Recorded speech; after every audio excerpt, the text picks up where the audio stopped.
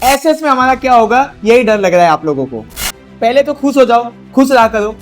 पूरे के पूरे 23 चैप्टर मैं आपको पढ़ाऊंगा, लिखवाऊंगा, याद करवाऊंगा और मैं गारंटी देता हूं कि आपको टॉप करवा के छोड़ूंगा। ये वीडियो खत्म होने तक आपको मैं इतना कॉन्फिडेंट में ला दूंगा कि आप नीचे कमेंट करोगे कि भैया चीजें आसान है। अब हम लोग चैप्टर नंबर 5 को पढ़ लेते हैं। तो चैप्टर नंबर 5 का एक बार टाइटल देख लो। आपका टाइटल है India heritage of science and technology.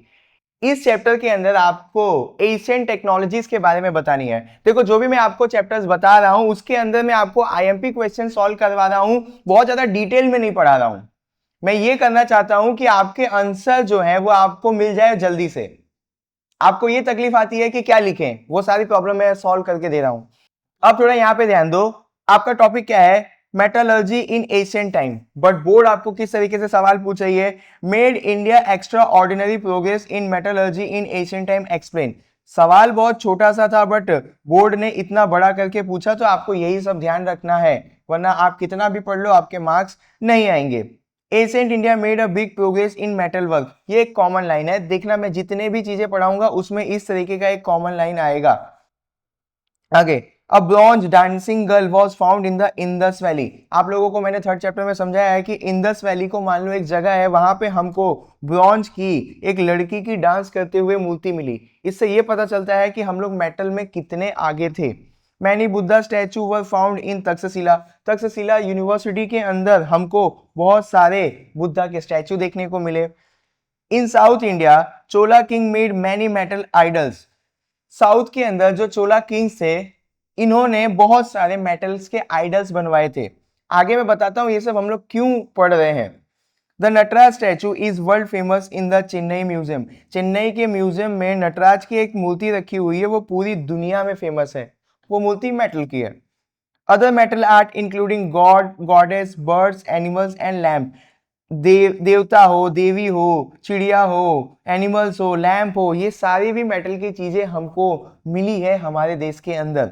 This art help people life grow. पुराने जमाने में इंडिया काफी आगे था मेटल से चीजों को बनाने में। हम जो भी चीज मेटल से बनाते थे वो काफी मजबूत होता था।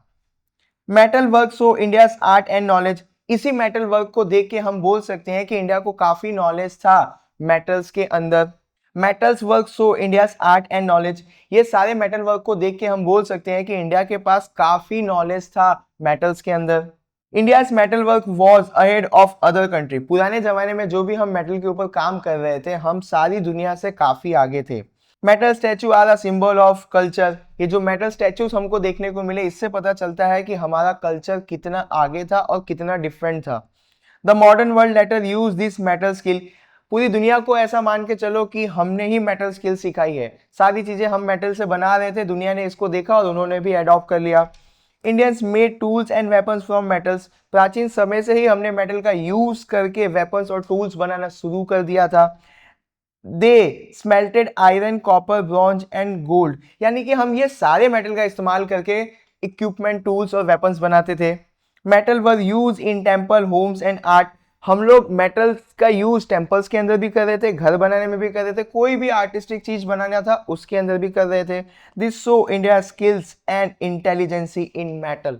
ये सारी चीजें मैं आपको इसीलिए पढ़ा रहा था क्योंकि ये सारी चीजें एग्जाम्पल्स हैं कि हम लोग मेटल से सब कुछ बनाते थे।